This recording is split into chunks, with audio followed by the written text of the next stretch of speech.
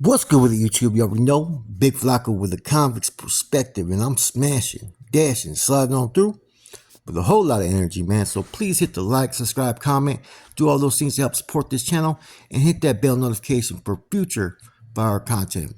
So, within the Department of Corrections in Washington, right, there's only been two prison gangs to really ever come out of there that were homegrown, right?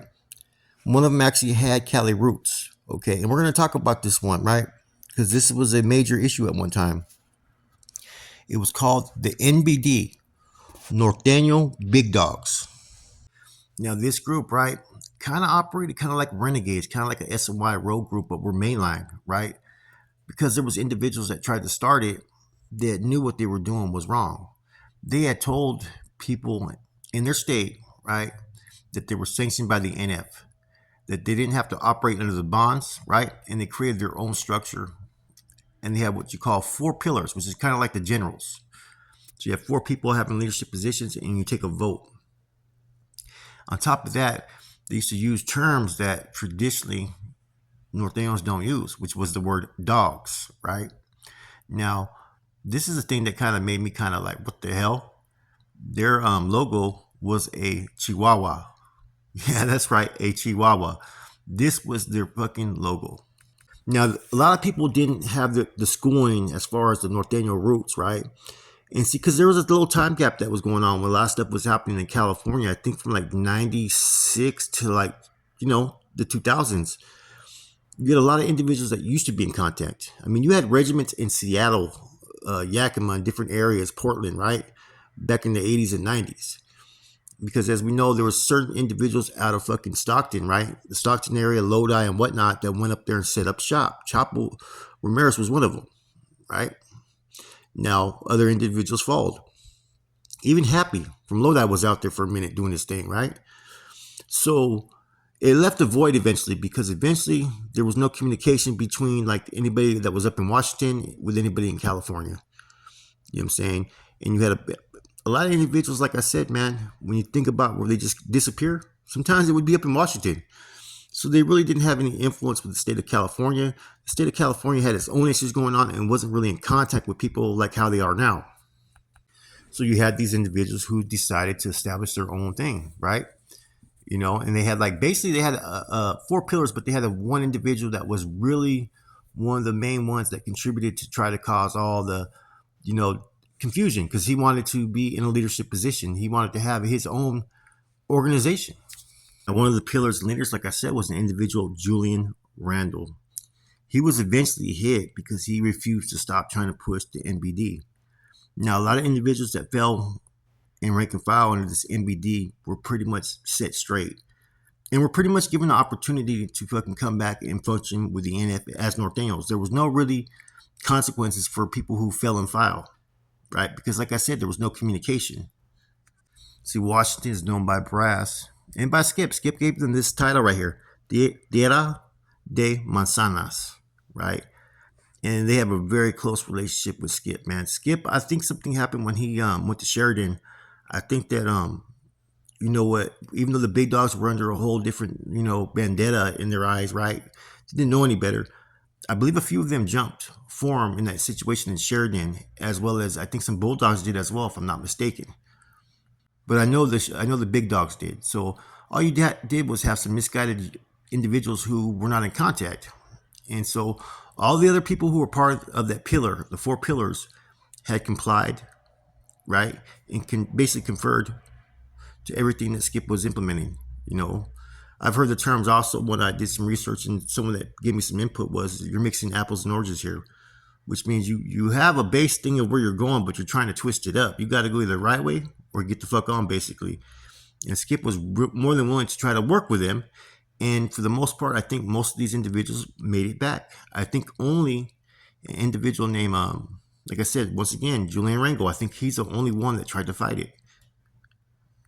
Now, some people ask were the MBDs affiliated with the Bulldogs? No, even though they called each other dogs. You know, for a little bit in the state of Washington, they kind of changed the culture um, until they got set straight in the feds. Like I said, Skip took a hands-on approach in dealing with the issues with, You know what I'm saying? The Norteno Big Dogs. He gave them the opportunity to clean up their own fucking house, right? And I know of at least one individual that got hit, like I already mentioned his name. Now, I know of one individual that got recruited as a carnal in Washington. So they got carnals in Utah, Nevada, Washington, and I believe New Mexico as well now, right? Maybe have more members and stuff, right? But this whole thing about this whole project, right, amongst all these states and whatnot, and getting them in line, and even the little project that's going on with that he had with the Bulldogs, that all comes from Skip. Now you may be asking about how long was the Norteno Bulldogs prison gang around in Washington. Um, I say probably no more than 10 years, if that. You know, it was a new thing. It was a new trend. It was something that they just wanted to create, and they changed the whole system, man. The thing that was fucked up though in the whole thing was is that they lied to other people who maybe didn't have the best education, but had an understanding of how important it was to have things sanctioned by the NF, and they lied in saying that it was actually stamped and approved by the NF. Like I said, during that time frame, there was no communications. This was right before Operation Black Widow. You know, but they previously had a lot of regiments out there. You know, Washington was probably, I believe, and probably still to this day, one of the stronger states outside of California. I believe also New Mexico, Idaho, and Utah also have pretty much strong numbers in those states, man. So, but none of those groups pretty much established any type of movement or whatnot behind the prison walls. But I will say this: every one of those states I just mentioned is 100% under the federal faction.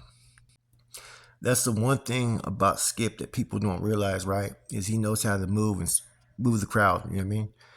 And that was a big reason why, man. Like, what people don't realize, I mentioned this in other videos, why he pled guilty in Operation Black Widow and took all that time, which I think 12 or 14 years, was for him to get to the feds to basically help Mad Dog, who Mad Dog was in charge of the feds, right? Help him start recruiting and setting up shop in the feds because they knew that they were all coming. And that's exactly what happened. And see, the Board of Prisons really never ever had any NF in there on a federal case. You know, the NF that were usually there were maybe some old timers from back in the days or Operation Black Widow who had either testified or were agreeing to testify. You know, I know Dida was there, fucking Weddle, right? A couple other individuals from back in the 70s. And then, but other than that, I mean, Tarzan was walking around for years fucking in contact with nobody. You know, Charlie Brown, and you had fucking Mad Dog. But other than that, you had, you know, John Blanco as well, who wasn't an NF member, was an NF associate. But people, you know, Fish was there too. I remember Fish, Angel Gutierrez, man. I remember getting a call. No, I was with Gabe, and he got a call and was talking to Fish, and he was telling me about what Fish told him about the feds, how they were all going there together. And I was like, that's kind of weird. But it wasn't my business because I was still learning. And, you know, a lot of these people, like I said, right, like this Norteno Big Dog situation, those that joined this group were not at fault. They didn't know any better. You know what I'm saying? And that's why at least, you know, Skip and others were pretty much understandable. You know what I'm saying? That could have been a whole cause just to whack these dudes regardless, man, because they were going against the grain. Um, as I was saying before I digress, right, the Board of Prisons really didn't know or have any way to validate anybody as an NF member because they had no problems or really issues with them. You know what I'm saying? Now that had all changed. Now you had individuals that were pushing the real line and that weren't going to tolerate nothing.